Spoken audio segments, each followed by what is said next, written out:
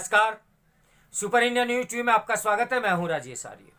आइए देखते हैं आज का विशेष समाचार। जंगल राज वाले दौर में है दुनिया। यह स्पष्ट है कि शीत युद्ध के बाद स्थापित अंतर्राष्ट्रीय व्यवस्था महाशक्तियों के बुरे बर्ताव और कपट के चलते लगातार क्षीण होती जा रही है। मैं बात कर रहा हूं युद्ध की भीविषिका इस दौर में पहुंच चुकी है कि तृतीय विश्व युद्ध दरवाजे पर आकर खड़ा हो गया है। यूक्रेन पर रूस के आक्रमण ने हमारे समक्ष एक तत्कालीन प्रश्न खड़ा कर दिया है कि हम किस प्रकार के विश्व में जी रहे हैं। वर्षों से वैश्विक अव्यवस्था और नेतृत्वहीन दुनिया की चर्चा होती रही है, परंतु अब यह वास्तव में दिखने लगी है। समकालीन दौर में एक धारणा यह भी बनी थी कि निरंतर बढ़ती परस्पर आर्थिक निर्भरता और आपस में लगातार जुड़ती दुनिया जैसी संकल्पनाओं के कारण 21वीं सदी में कोई बड़ा अंतर्राष्ट्रीय टकराव नहीं होगा और छिटपुट घटनाओं को छोड़कर वैश्विक शांति कायम रहेगी। किंतु यूक्रेन के कीव और खार्किव जैसे घनी आबादी वाले शहरों में छिड़ी घमासान लड़ाई ने इन सभी धारणाओं को ध्वस्त कर दिया है। जिस हिंसक अंतर्राष्ट्रीय इतिहास को बीती शताब्दियों की भूली बिसरी घटनाएं मान लिया गया था, अब उनकी वापसी होती दिख रही है। दबंगई की राजनीति और शक्ति आधारित भू राजनीति का डंका बजता दिखाई दे रहा है। इसे रोकने का दामोदर जिस संयुक्त राष्ट्र जैसी संस्था पर है, वह कई वर्षों से अपना भरोसा खोती जा रही है। संयुक्त राष्ट्र चार्टर और अंतर्राष्ट्रीय कानूनों की दुर्बलता लगातार जग जाहिर हो रही है। उनका मखौल उड़ाने में चीन, अमेरिका और रूस जैसी वीटो शक्ति से लेस देश ही सबसे आगे रहे हैं। अमेरिका और उसके यूरोपीय मित्र देशों ने 2011 में लीबिया में जो अवैध हमला कर तख्ता पलट कराया, उसके दुष्परिणाम उत्तरी और पश्चिमी अफ्रीका में आज तक भुगते जा रहे हैं। रूस ने 2008 में जॉर्जिया और फिर 2014 में क्रीमिया में जो सैन्य अभियान चलाए, उन्हें रोकने में भी अंतर्राष्ट्रीय समुदाय असमर्थ रहा।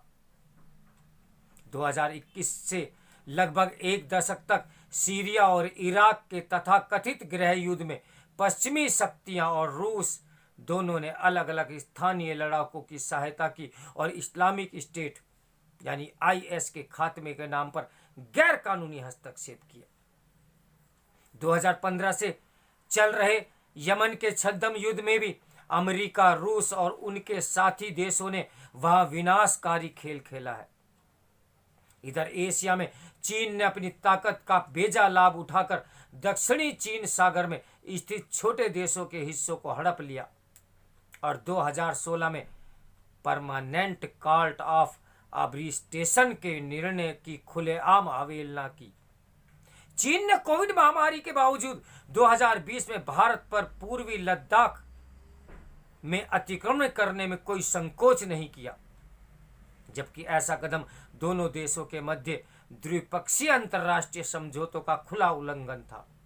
ये सभी उदाहरण यही बताते हैं कि शीत युद्ध के बाद स्थापित अंतर्राष्ट्रीय व्यवस्था महाशक्तियों के बुरे बर्ताव और कपट के चलते बीते एक दशक से क्षीण होती जा रही है।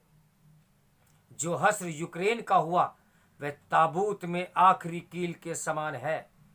ऐसा इसलिए क्योंकि यहाँ परोक्ष रूप से या छिपकर एक बड़े देश यानी रूस ने छोटे देश अर्थात यूक्रेन पर आघात ही नहीं किया, बल्कि खुलेआम तख्ता पलट और कथित निस्त्रीकरण की मंशा से हमला किया। अब तो वह परमाणु हमले की भी धमकी दे रहा है।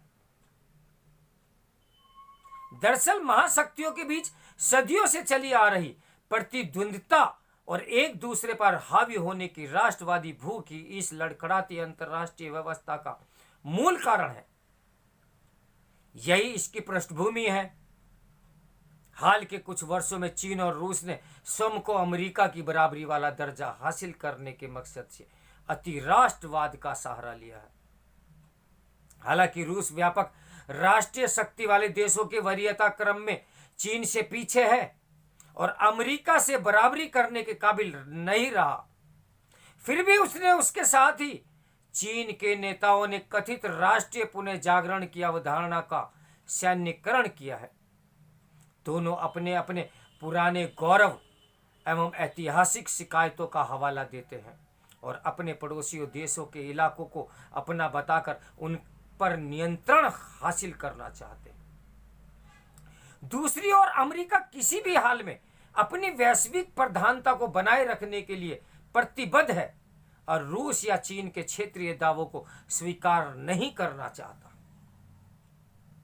रूसी राष्ट्रपति व्लादिमीर पुतिन कम से कम 2007 से नाटो गठबंधन से पूर्व विस्तार के विरुद्ध शिकायत कर रहे थे, लेकिन अमेरिका ने उनकी एक नहीं सुनी।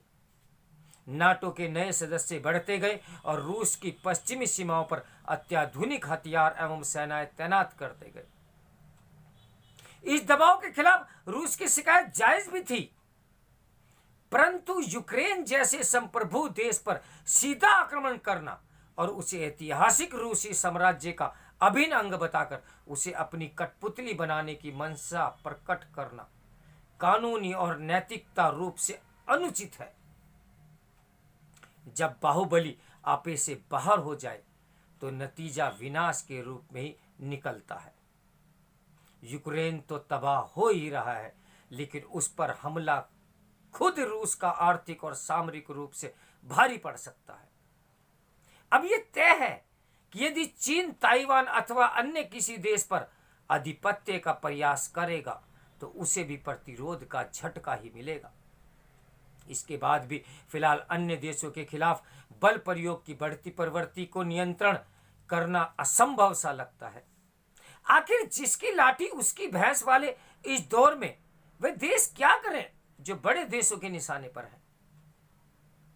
शीत युद्ध के दौरान अधिकांश छोटे देशों ने किसी न किसी महाशक्ति के पाले में शरण लेकर सुरक्षा आश्वासन पाने की चेष्टा की थी, लेकिन रूस यूक्रेन युद्ध ने नाटो जैसे गठजोड़ में शामिल होने की बुद्धिमत्ता पर ही सवालिया निशान लगा दिया है। ऐसे में बड़ी शक्तियों के साथ साए में रहते हुए छोटे देशों को एक प्रकार की तटस्थता अपनाना ही शायद दीर्घकालिक दृष्टि से तार्किक होगा। रही बात भारत जैसी उभरती शक्तियों की, तो उन्हें ऐसी रणनीति चुननी चाहिए जिससे वे न केवल संभावित खतरे वाले देशों से निपटने के लिए अपनी सैन्य क्षमता में वृद्धि कर सकें, बल्कि ऐसे देशों के दुश्मनों से दोस्ती कर अपना सशक्त गठबंधन बना सकें। याद रहे कि विश्व में बढ़ते एक प्रकार के जंगल राज से आत्मनिर्भरता और गुटबंदी का मिश्रण ही मुक्ति दिलाने में सहायक सिद्ध हो सकेगा। भारत जैसी समस्या और भी सभी देशों के साथ बनी हुई है। आज समाचार को बोलते हुए एक चिंता की लकीर हमारी पेशानी पर भी है। आने वाले कुछ ही पल में क्या समाचार देना पड़ जाए ये मैं खुद नहीं जानता, क्योंकि तीसरा विश्व युद्ध दरवाजा खटखटा रहा है। इस समाचार के लेखक हैं Jindal school of international affairs में प्रोफेसर और डीन श्री राम चौलिया। तो मेरे साथ बने रहिए सुपर इंडिया न्यूज़ टीवी की ब्रेकिंग न्यूज़ के लिए। नमस्कार, मैं हूं राजेश आर्य।